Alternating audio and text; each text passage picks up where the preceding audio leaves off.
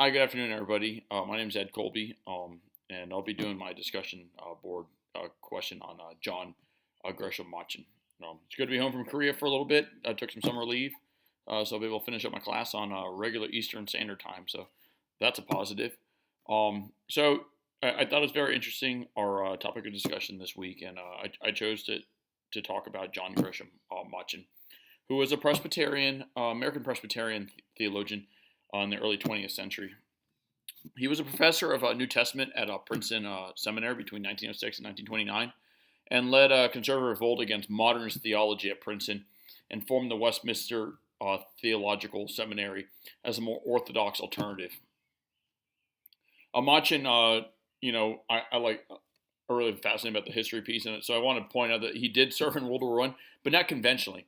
Instead, he went to France and with the YMCA to do volunteer work near the front.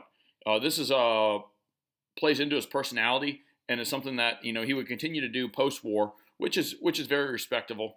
After returning home from Europe, Machen continued his work as a New Testament scholar at Princeton. During this period, he gained a reputation as one of the few true scholars who was able to debate the growing prevalence of modernist theology while maintaining an evangelical stance. His work throughout the 1920s was divided between his time at Princeton and also his political work with the evangelical Presbyterians. Despite his conservative theological beliefs, Machen was never able to fully embrace populist fundamentalism, but his refusal to accept premillennialism and other aspects of fundamentalism belief was based upon his belief that Reformed theology was the most biblical form of Christian belief. A theology that was generally missing from fundamentalism at that time, so that's what makes that so important. Moreover, Machen's scholarly work and ability to engage with modernist theology was at odds with fundamentalism's anti-intellectual attitude. As the Northern Presbyterian Church continued to reject conservative attempts to enforce faithfulness to the Westminster Confession, Machen led a small group of conservatives out of the church to form the Orthodox Presbyterian Church.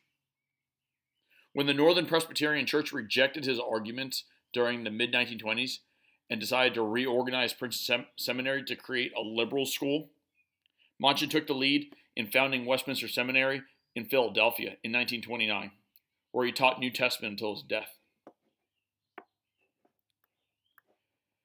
The trial, conviction, and suspension from the ministry of independent board members, including Machen in 1935 and 1936, provided the rationale for the formation of the OPC.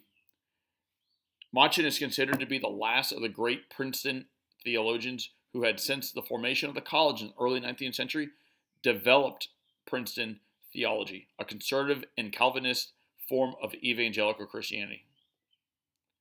He continued his opposition during the 1930s to liberalism in his denomination's foreign missions agencies and led the creation of a new organization, the Independent Board for Presbyterian Foreign Missions. Machen's influence can still be felt today throughout the existence of the institutions that he founded: Westminster Theological Seminary, the Independent Board of Presbyterian Foreign Missions, and the Orthodox Presbyterian Church. The important aspect to take away from John Gresham Machen is that he wasn't scared to say his views. He was a college professor, and he felt a certain way about his beliefs, and he was fortunate enough and had enough foresight to stand up for those views. He says, look, man, I'm an American Presbyterian. Keyword American. And what I want to believe in is what I believe in. And he believed in his views. And he liked modern views. He saw the world for what it was. World War I changed that guy. And that's what's important. He saw, that things just weren't clicking. And when he came back from Europe, he took a stance, and he lived by his stance all the way till his death. And when peers turned their backs on him, he still stood up and said, hey, no, this is what's right. And he formed his own denomination. And that's respectable. I really enjoyed reading up on this gentleman.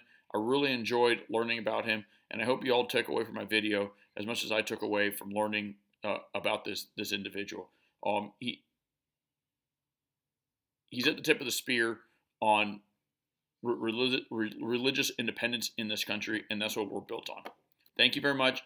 I hope you all have a great week, and good luck, and God bless.